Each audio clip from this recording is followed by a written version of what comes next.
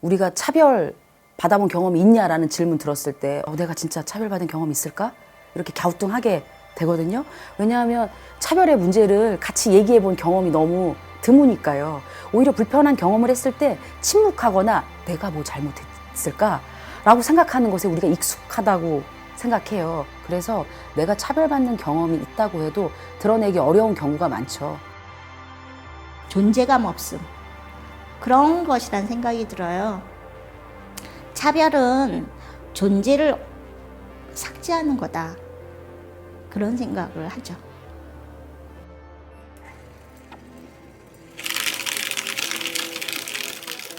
나는 그냥 바람 좋고 하늘 좋고 좋아서 산책 좀 하고 집에 들어가야지 하고 갔던 마음이 문 입구 이만한 턱을 만들고 다른 화장실이 없어서 화장실을 갈 수가 없고 왜 나란 사람을 여긴 생각하지 않지? 학교라는 공간 자체가 성적에 따라 차별하는 게 너무 당연한 곳이잖아요. 1등급인 학생들은 좀 더 좋은 면학실이라던가 좋은 상담 기회를 갖고 공부를 못하는 학생들은 인격에 문제가 있는 것처럼 취급을 당하고 이게 일산 시장에서 그 초등학교 축제에서 우리 애들이 너희 다문화 애들이 자충 강세 가고 있는 애들이다. 그래서 그 뉴스가 나오니까 저희는 진짜 분나는 거고 그래 우리는 다르다 인정을 할 수 있는데 근데 우리 애들이 한국에서 자라고 한국에서 태어나고 감정에 너희들 잡중이라는 거 이거는 저희 솔직히 진짜 울고 싶은 거예요.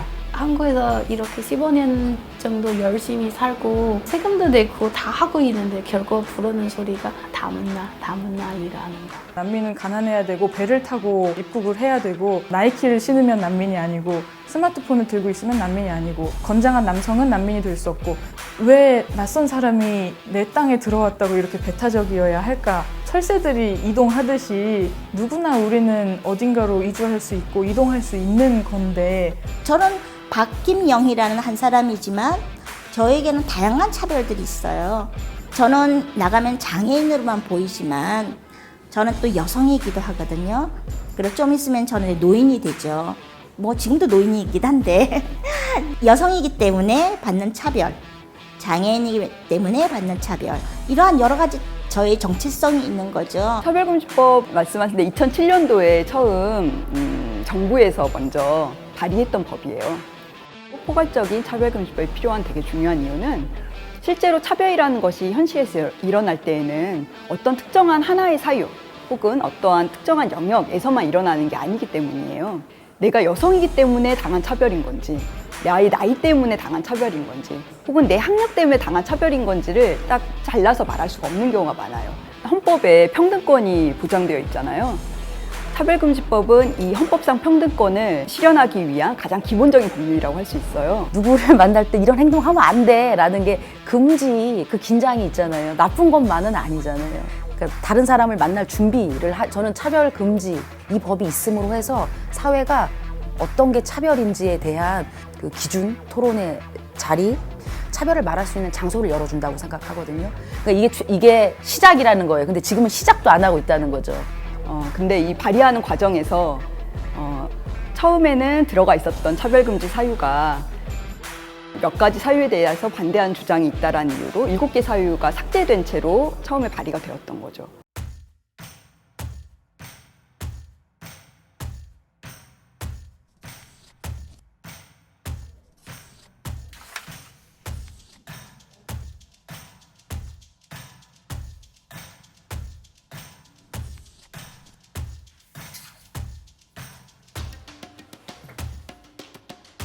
누군가가 반대한다라는 이유로 어떤 사유를 빼버린다면 사실은 그것은 그 사유에 대해서는 좀 더 차별해도 괜찮다라는 메시지를 사실 주는 상황이었거든요. 그렇기 때문에 이것은 결국엔 차별금지법이 아니라 차별조장법이다.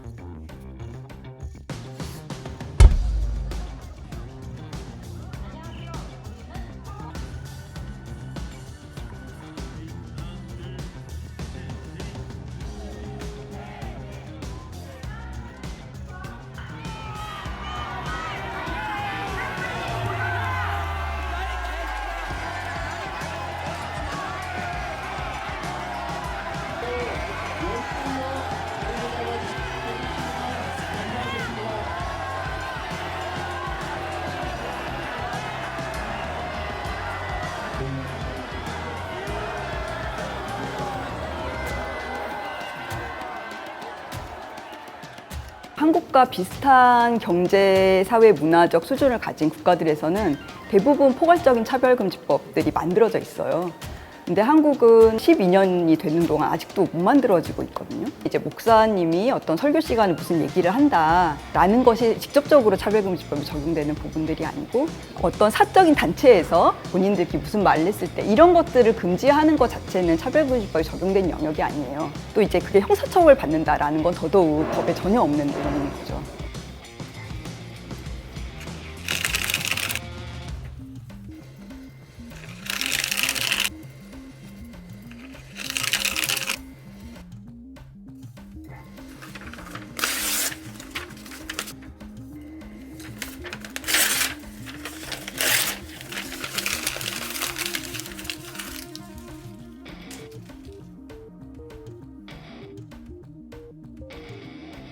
차별에 대한, 인권에 대한 사람 중심이 아직 아니다. 성소수자든 장애인이든 여성이든 누구든 사람을 중심으로 보고 있다면 안 돼야 될 이유가 없는 거죠. 사회적 합의를 운운하는 말이 나올 수 없다고 생각해요. 우리 오늘 짬뽕 먹을까 짜장면 먹을까 그거를 서로 합의를 볼 수 있겠죠. 근데 나 저 사람이 살아있는 거에 대해서 찬성 반대 이 문제인 거잖아요. 남편은 차별금지법이 한국 사람의 대상이 아니라고 생각하고 있어요. 저희 남편은 뭐라고 해야 되나? 키가 좀 작아요. 내가 보니까 이게 취업이 있잖아요. 취업이 가거나 이럴 때는 받았을 거야. 키가 하고 얘기할 때 뚱뚱하다고 얘기할 때 신랑은 어떤 생각하고 있는 건가? 자기도 침묵하는 순간적으로 뭐가 떠오르지 않을까 그런 생각이 드는 거죠. 그래서 다 같이 사별받고 있으니까 같이 한번 나가보자. 저희가 작년 행진이 엄청 길었어요. 광화문에서 국회까지 걸었거든요. 같이 활동하는 활동가가 같이 걷고 있는 사람들을 보게 되더라. 그러면서 이 사람들이 차별금지법 제정을 바라는 같이 하고 있는 사람들의 얼굴이구나. 좀 느끼면서 걷는 시간이었다는 말을 좀 소감으로 전해줬는데 뭉클한 것 같아요. 그 연대한다는 것에 대한 중요성이나 그 단어의 따뜻함을 되게 활동하면서 많이 느끼거든요. 우리 모두가 차별을 금지하고 평등이 오기를 바라고 있다. 이거를 훨씬 효과적으로 드러낼 수 있는 좋은 방법이 여러 사람들과 연대하는 거라고 생각해요. 그러니까 청소년 인권 문제는 소수자 인권에서도 잘 사람들이 떠올려주지 않거든요. 청소년이 사회적 소수자야? 뭐 약자야? 이런 생각 잘 안 하거든요. 그런데 그 많은 사람들 앞에서 청소년들에게도 권리가 보장되어야 된다.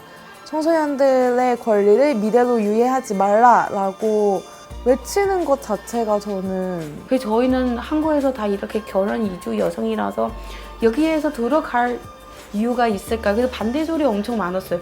우리 굳이 들어갈 필요가 있냐? 우리 애들 영향도 받을 수 있는 거 아닌가? 취약계층들이 같이 함께 하고 있다는 거. 그냥 모든 사람이 위해서 키가 작든 말든 장애 있든 말든 어느 나라 솔직히 한국 사람이 다 하얀 피부 아니에요. 까만 피부도 있어요. 그래서 저희는 마지막은 그냥 같이 해보고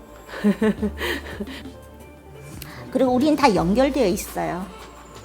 그냥 따로따로가 아니고 저의 성 정체성이 어떻게 나타날지 모르는 거고요. 그 발견은 또 언제일지도 모르고 또 언제 또 제가 이주민이 될 수도 있는 거고 그런 것 때문에 당연히 연대라는 게 필요하고요.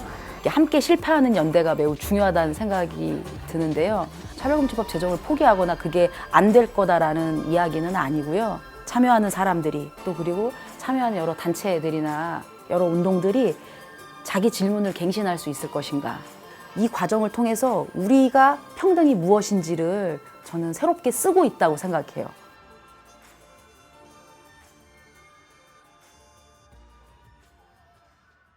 한 명이 나오는 게 약간 저희는 이제 100명이 나온다라는 마음으로 참여를 하고 있기 때문에 발걸음을 해준 그 한 명의 이 목소리와 얼굴과 움직임 같은 것들을 중요하게 서로 느끼는 게 평등을 말하고 있는 사람들이 누가 있는지 그 얼굴을 마주할 수 있는 자리가 되지 않을까요?